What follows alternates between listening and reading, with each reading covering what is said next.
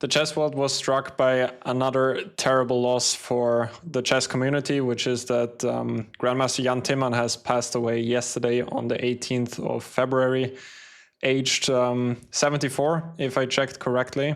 So still, I mean, quite a young age to pass away, and maybe some of the younger generation are actually not familiar with the name Jan Timman anymore. But he used to be one of the strongest player in the 80s and 90s, and was a very notable name. Mostly, I mean, due to many reasons, but he was one of the only players in the Western hemisphere to be in the absolute top of the world, because back then most of chess was dominated by the Soviet Union. Obviously, there were a couple of exceptions like Bobby Fischer, but Jan Timman was one of the rare players from Europe that actually competed even for the world title, which he did against Karpov in the 90s.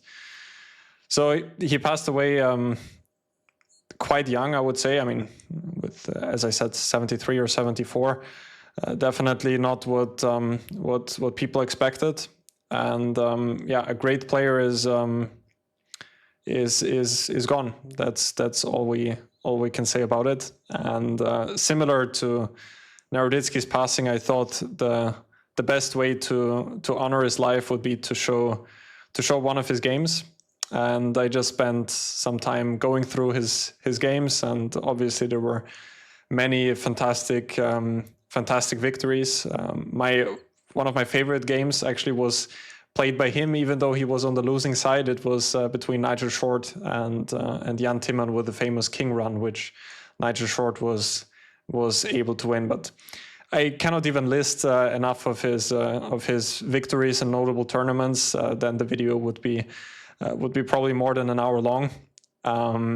So I thought it would be an honorable way to honor him by showing one of his games.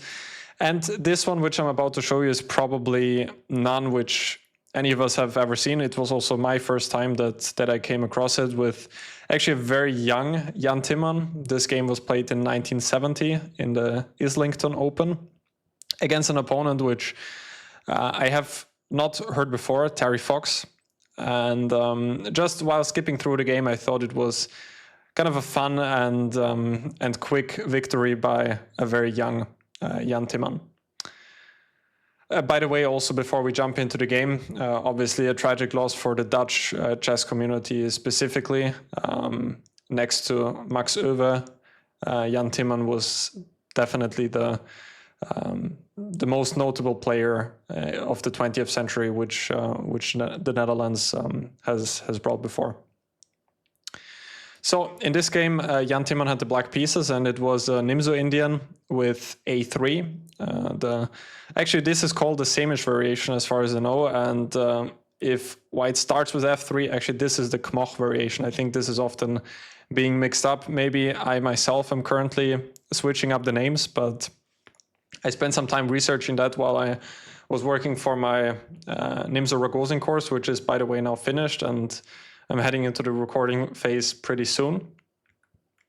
But in this game, white started with a3, which obviously loses some time and also damages the structure, but this is quite a typical position which we can get in the Nimzo Indian. White, of course, has a couple of long-term prospects. First of all, the bishop pair. The dark square bishop can be quite powerful in many of the positions. And secondly, white can often build a strong center with f3 and e4. Timman played the move c5, which is one of the main moves, immediately attacking the center. And here, white made a bit of an unexpected move, which is e4. There is this idea pretty often in those positions. The whole point is that if black captures on e4, white has queen g4 and will regain the pawn on g7. But Timman made a right call not to capture on e4, but instead to use the fact that white is really opening up everything and attacks another pawn, which is the pawn on c3. So instead of e4, white usually goes for f3 here, with the idea to then play e4 on the next move. So after e4, Timman went queen to a5, and now e5, another small inaccuracy, I would say, but it was already quite difficult. I mean, now you have to defend c3 somehow. That would probably have been the best, but now white does not have these ideas with queen g4 anymore. So now black is more or less a pawn up. I mean, white can try to play for some compensation, but I don't think that it should be enough. So Timman punished this early excursion with e4 correctly by going queen a5. White went e5, knight e4. Now queen g4 is not even possible anymore because black can just take on c3 with a check. So white played bishop d2, and now very strong from Timman, knight c6. No need yet to take anything here, especially not the pawn on c3. Should not be taken because now queen g4 could actually be quite unpleasant with this pin right here, and also g7 is quite difficult to defend. So now if black defends g7 somehow, white could take here, and then this pin would be unbreakable, and white would most likely win the piece. Also taking on d2 would not be a mistake here, but you would prefer to keep the knight on e4, as we will see in the game. So Timman made the right call to start with knight c6, knight f3, and now Timman was able to take on c3 with the whole point that now the queen cannot go to g4 anymore, and therefore black is able to take on d4 on the next move. After which black already has a winning position, but Timman managed to finish the game really in style. And this is also the reason why I wanted to show you guys this game. White went a4, maybe with the idea to stop queen a4 at some point. That could have been White's idea. Now b6, very natural development. He just wants to activate the bishop on a6, which also happened in the game. And White cannot really develop the bishop to a good square, because if it goes to d3, then he always has to watch out for knight b4, which actually wins the game on the spot. White cannot move the queen because the bishop on d3 would be falling. So bishop e2, now bishop a6, and still White cannot even castle because then the bishop on e2 is hanging with a check. So White played king f1, and now rook c8. Natural moves, but still very strong. At some point, black can start going after the pawn on c4. Black does need to be careful, though, also earlier not to just take the pawn on e5, because then White can take on d4, and then again, black is going to lose the knight on c3. So after bishop a6, White went king f1, which already is kind of a pretty ugly concession to make. He wants to place the king on g2, so kind of artificially castling like this. He played g3. And yeah, now Timman would have had quite a few good options to win the game. For example, he could castle short, and after something like king g2, for example, go back to b7. Black is up 2 pawns, and the pawn on e5 is most likely going to drop next as well, and black has a winning position. But Timman chose a fantastic way to continue. He took on e5 with the knight, which, as we've seen before, was actually a mistake. Because the pawn on d4 is hanging, but here he calculated correctly that his pieces are so active that he can even sacrifice his queen here. So he took on e2. Obviously, if White doesn't take the queen on a5, then he's just dead lost. For example, if he takes back on e2, black could play a move like queen c5, for example, pick up the pawn on c4 next, and it's going to be 3 pawns up, and on top of that, the white king is also still pretty weak. So in the game, White captured on a5. Now he's a queen up, but all of black's pieces are very active. Knight takes e4, hitting the queen with a tempo as well. And on the next move, after queen moves, rook takes c4, which is also a tempo move, because now black is threatening a lot of different discoveries. So the king moved to g2. Not really a better square. I mean, e1 would also run into all sorts of checks.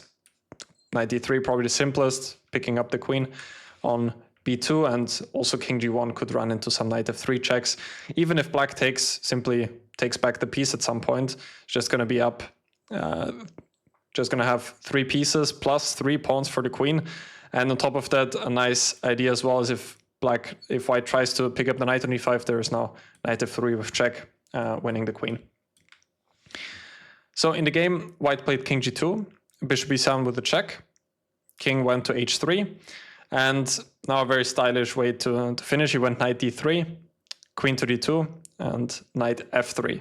And the whole point is that if White now takes on d3, there is knight g5 with a pretty beautiful checkmate, which I don't think I've ever seen this specific pattern before. And in the game, queen e3 was played, but now also knight g5. And here White unfortunately resigned. because after queen takes g5, also knight takes f2 is a very nice checkmate. Still, note that the bishop on b7 is protecting the g2 square, and therefore king has nowhere to move, and black is checkmating. So I hope you guys enjoyed this game. I think it's quite an unknown one. Obviously, not a game like, for example, Timman against Kasparov, which Timman, by the way, has also beaten multiple world champions along his career. So I could have definitely picked one of those games as well, but I thought this was a nice one, a short one, and I think it also summarizes Timman's style pretty well. As far as I understand him as a player, please correct me if I'm wrong here.